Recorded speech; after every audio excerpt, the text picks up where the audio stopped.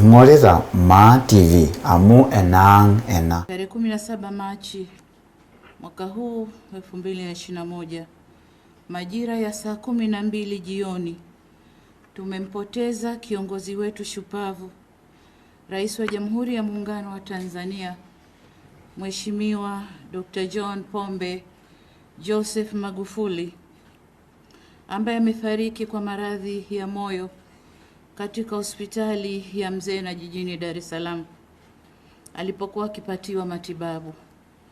Mheshimiwa Rais Magufuli alilazwa tarehe 6 Machi mwaka huu katika taasisi ya moyo ya Jakaya Kikwete kwa tatizo la mfumo wa umeme, tatizo la moyo la mfumo wa umeme ambalo kitaalamu linajulikana kama chronic atrial fibrillation, ambalo alikuwa nalo kwa zaidi ya miaka 10. Aliruhusiwa tarehe 7 Machi mwaka huu na kuendelea na majukumu yake.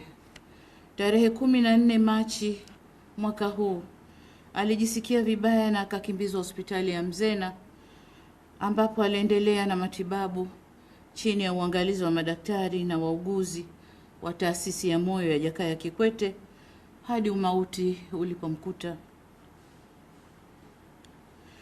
Mipango ya mazishi inafanywa na mtajulishwa. Nchi yetu itakuwa katika kipindi cha maombolezo kwa siku 14 na bendera zitapepea nusu mlingoti. Bwana ametoa, Bwana ametoa, jina lake lihimidiwe. Asanteni sana. Ninachotaka kusema, ndugu zangu wa Tanzania, magonjwa yapo na yataendelea kuwepo. Magonjwa ya vifua, ya kupumua na kadhalika yatakuwepo, na hayakuanzia hapa. Ziko nchi ambazo zimepoteza watu wake wengi. Sisi Tanzania, Mungu ametusaidia sana katika kipindi cha mwaka uliopita. Tuendelee kusimama kwa kuchukua tahadhari, lakini pia tukimtanguliza Mungu. Mungu hashindwi. Tumefika mahali hapa njiani watu wanaanza kusita hata nguvu za Mwenyezi Mungu katika maisha yetu. Tumeanza sana kutegemea nguvu za ubinadamu. Narudia kuwaomba ndugu zangu, tujue Mungu yupo. Mungu ndiye muweza yote. Sasa kama Bwana Yesu alijaribiwa kwa siku 40, mimi na wewe tu nani mbele ya shetani?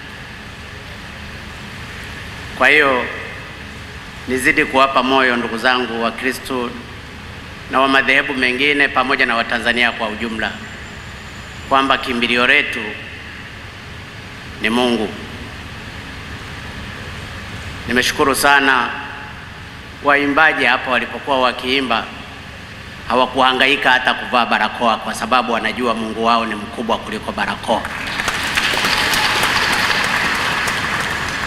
Sijasema wanaovaa barakoa wanafanya vibaya.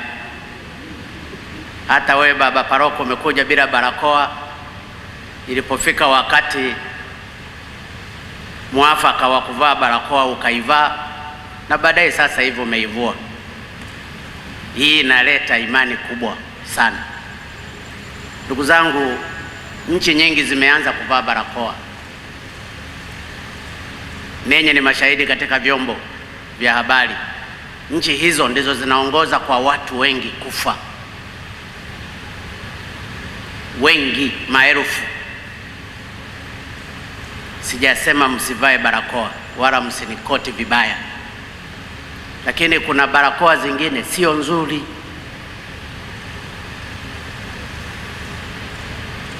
Nataka niwaambie, huu ndio ukweli. Mtaletewa barakoa zingine ambazo ndizo zenye matatizo. Mimi ni kiongozi wenu, ninajua mengi. Ni lazima niwaambie ukweli. Ukitaka kuvaa barakoa, kavae zilizotengenezwa na Wizara ya Afya. MSD wanatengeneza barakoa.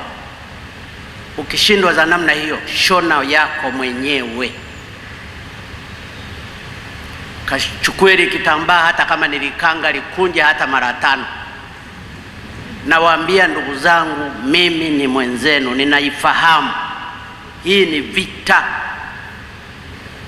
na ndiyo maana mtaona wagonjwa wengi ambao wameathirika na magonjwa haya ya corona wako mjini.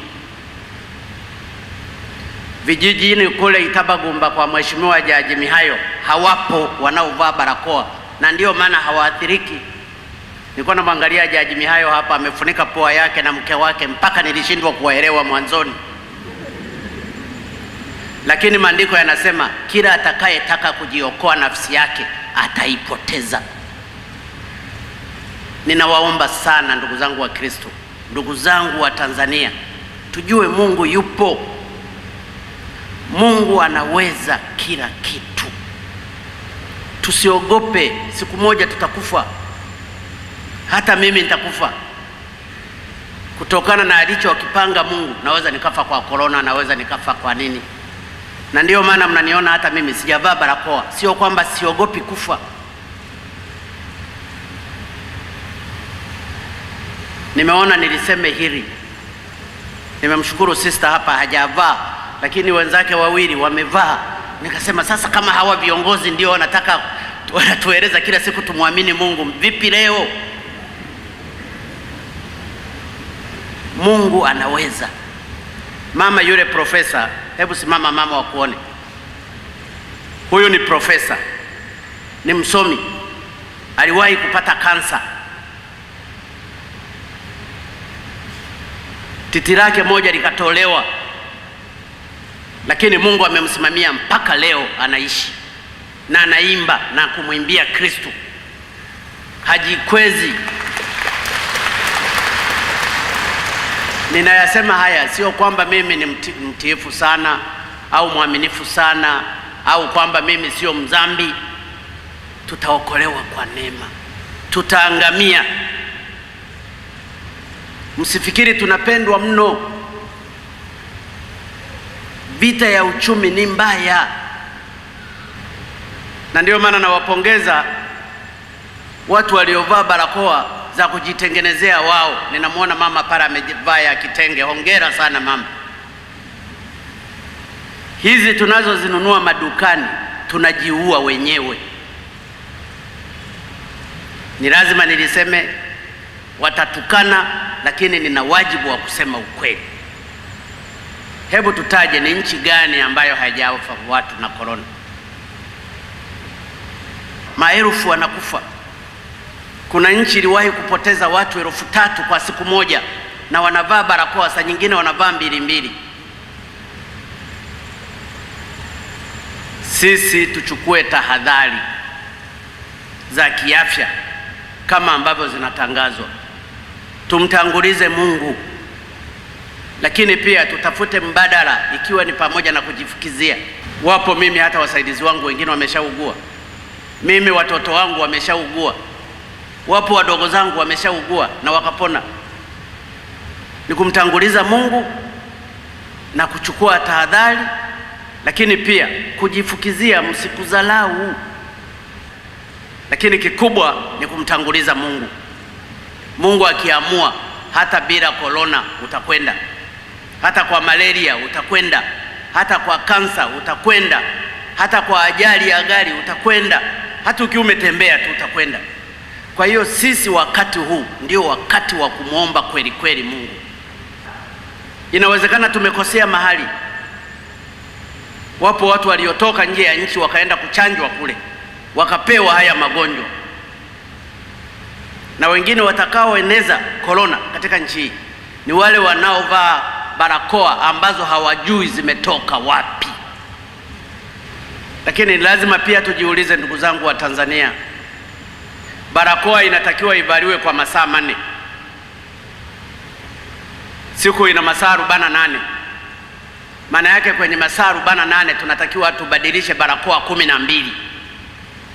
Hebu jiulize Jaji Mihayo, kule kwenu Itabagumba ni wangapi watakaoweza kubadilisha barakoa 12 kwa masaa 48?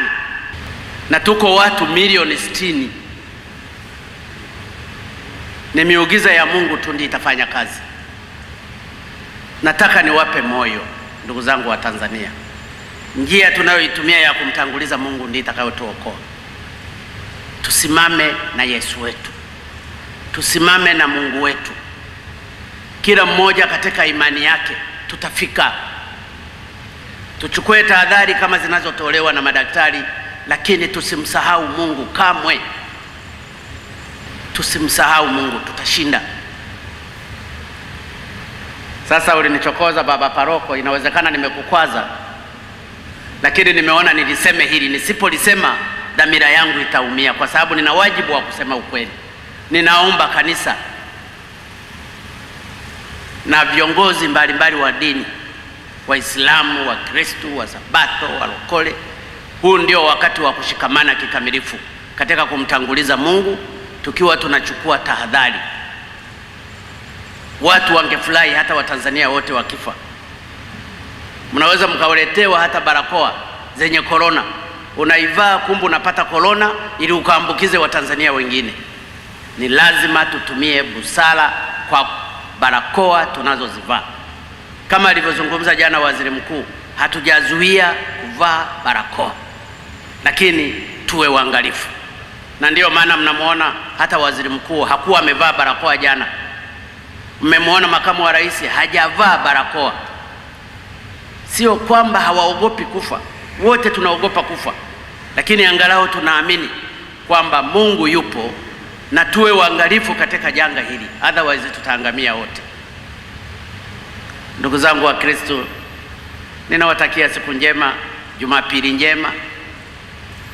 Tumeamua kumtanguliza Mungu katika siku 3, lakini kwa ndugu zangu wa Kristo, hiki ni kipindi cha Kwaresima cha kufunga siku 40.